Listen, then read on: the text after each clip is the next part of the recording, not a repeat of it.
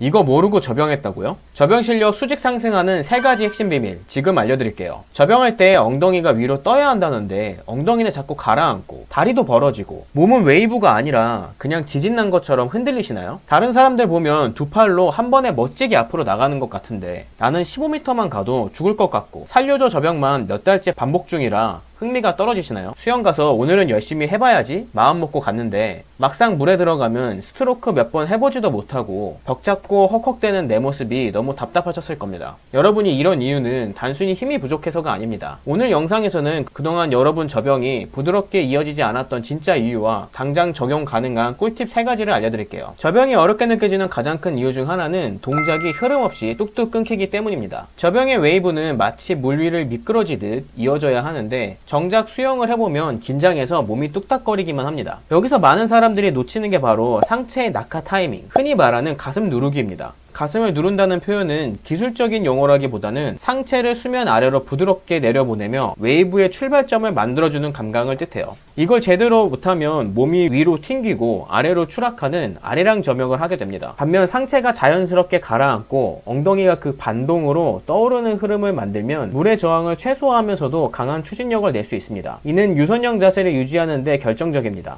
미국 수영연맹의 훈련 매뉴얼에서도 상체 낙하와 힙 리프트의 흐름이 접영 효율을 결정짓는 핵심 요소라고 소개됩니다. 실제 엘리트 선수들의 슬로우 모션 영상을 보면 팔이나 다리보다 먼저 움직이는 건 항상 상체, 즉 가슴입니다. 그럼 이 감각을 어떻게 익힐 수 있을까요? 복잡한 이론보다 3가지 간단한 연습법을 접근해 보겠습니다. 1단계, 팔은 움직이지 않고 몸은 차렷 자세에서 발차기를 하는 겁니다. 이때 가슴을 수영장 바닥 아래쪽으로 45도 각도로 툭툭 눌러주는 느낌으로 리듬을 맞춰보세요. 시선은 정면 아래, 머리는 과하게 들거나 숙이지 않도록 해야 합니다. 2단계, 킥판을 잡고 웨이브를 연습할 때는 팔꿈치를 절대 굽히지 말고 손 위치도 고정하세요. 상체를 눌러내려 물을 타듯 흐르는 느낌을 만들어야 하고 이때 팔이 흔들리면 중심이 흐트러지면서 훈련 효과가 사라지니까 주의해주세요. 특히 주의하셔야 하는 건 이런 분들이 많아요. 발과 발 사이가 벌어지면서 이 사이로 물이 다 빠져나가서 추진력을 못 내시는 분들이 많습니다. 발차기를 하실 때는 꼭 발을 모아서 차셔야 하고, 꿀팁을 드리자면 발차기를 하실 때는 무릎을 접어서 찬다고 생각하면 생각보다 발이 수면 위로 많이 올라오게 됩니다. 그래서 애꿎은 수면만 차게 됩니다. 그래서 꼭 발차기를 하실 때는 발을 띄어만 준다고 생각하고 눌러 차주시면 됩니다. 3단계, 양팔을 앞으로 쭉 뻗고 몸 전체가 물 위를 스르륵 미끄러지듯 나아가는 느낌으로 연습을 하는 겁니다. 가슴을 누를 때마다 손이 앞으로 밀려나가듯 진행하면 웨이브의 흐름이 제대로 형성되고 있는 것입니다. 킥판 없이 연습하면 중심 잡기가 어려워서 좀 더 고급 훈련에 가까운 연습법이 되지만 이게 익숙해지면 실전에서 훨씬 더 부드러운 접영이 가능하게 되실 겁니다. 이처럼 가슴 누르기는 단순한 동작이 아니라 접영 리듬을 열어주는 핵심 부분이에요. 손끝으로 만드는 웨이브는 결국 상하 운동으로만 흐르고 에너지 손실이 크지만 가슴부터 흐르는 웨이브는 물의 흐름을 이용해 앞으로 미끄러지는 나아가기 때문에 알려드린 3가지 연습법을 활용해 보세요. 접영을 아무리 오래 해도 앞으로 쭉 나가는 접영을 못 하시는 분들이 있습니다. 발차기도 하고 팔도 돌리고 웨이브도 타는데 왜 앞으로 안 나갈까요? 그 핵심은 바로 출수킥과 피니시 타이밍이 엇나가기 때문입니다. 접영에서 가장 추진력이 크게 나오는 순간은 언제일까요? 팔을 수면 밖으로 끌어내려 물을 강하게 밀어내는 피니시 동작, 그리고 동시에 하체가 출수킥으로 물을 밀어주는 타이밍이 정확히 맞아 떨어질 때입니다. 하지만 초보자분들 중 많은 분들은 팔과 킥을 별개로 생각합니다. 팔은 팔 나름대로, 발은 발 나름대로 움직이다 보면 팔은 물을 밀었는데 하체는 아직 웨이브 중이거나 혹은 발차기는 했는데 상체는 수면 위로 떠 있고 팔이 멈춘 상태가 되죠. 이렇게 되면 몸이 한 덩어리처럼 움직이지 않기 때문에 추진력이 끊기고 오히려 물속에서 버티는 느낌만 강해집니다. 이 문제를 해결하기 위한 첫 연습은 입수킥, 출수킥 타이밍을 맞추는 겁니다. 방법은 간단한데요. 손을 앞으로 쭉 뻗은 상태에서 입수킥으로 상체를 물속에 넣고 상체가 뜨기 시작할 때 출수킥을 강하게 차며 피니시 동작으로 물을 밀어냅니다. 중요한 건 킥은 몸을 수면 위로 끌어올리기 위한 게 아니라 앞으로 나가기 위한 추진력을 만드는 역할이라는 겁니다. 그래서 출수킥은 수면 위로 점프하듯이 차는 게 아니라 대각선 앞쪽을 향해 쭉 밀어줘야 합니다. 킥의 방향이 수직이 되면 몸이 솟구치고 웨이브가 위아래로만 흐르며 속도를 잡아먹게 되죠. 많은 분들이 이 단계에서 아리랑 웨이브를 하게 되는 이유도 여기 있습니다.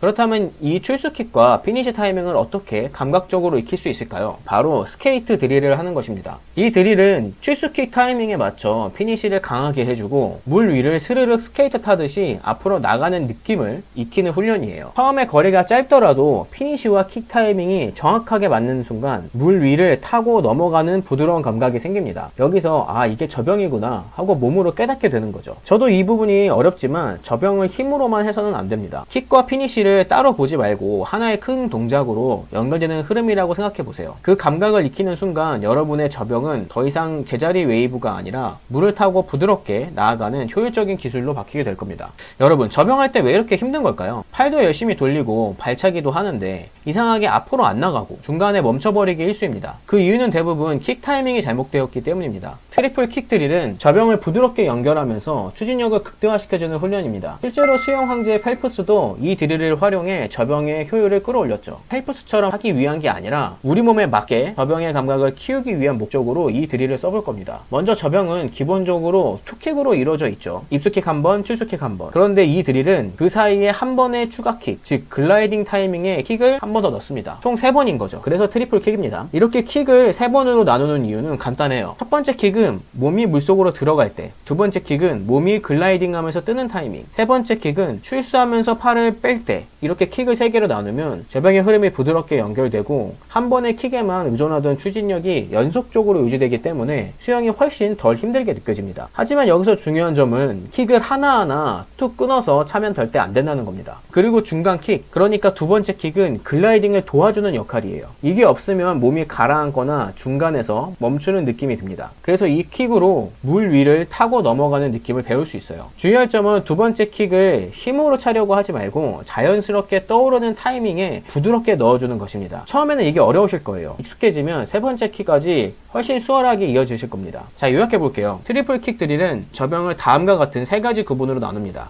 입수할 때 첫 킥, 글라이딩 하면서 두 번째 킥, 출수하면서 세 번째 킥. 이렇게 연속적인 킥의 흐름을 익히면 저병이 훨씬 부드럽게 이어지고 덜 힘들게 느껴집니다. 혹시 지금까지 저병이 버겁고 어렵기만 했다면 트리플 킥을 연습해 보시면 좋을 것 같아요. 그러면 그동안 놓치고 있던 저병에 대한 리듬과 감각이 확 살아나실 겁니다. 수영을 처음 시작할 때는 누구나 열정이 가득하죠. 새벽에 일어나서 물속에서 허우적대며 한 스트로크라도 더 나아가려고 애씁니다. 그 열정으로 수영을 배우는 것 같아요. 하지만 그 누구든 어느 순간 실력이 멈춘 듯한 정체기를 마주하게 됩니다. 처음에는 자유형 25m만 완주해도 행복할 것 같다 라고 생각하지만 그 목표를 이루고 나면 기뻐할 새도 없이 이제 50m 가야지, 10바퀴 돌아야지 하면서 끊임없이 다음 목표를 향해 달려가게 되죠. 그 과정에서 조금씩 수영의 재미가 흐려질 때도 있습니다. 목표에만 집중하다 보면 물속의 고요함, 정신이 맑아지는 그 느낌을, 수영의 본래의 즐거움을 놓치게 되니까요.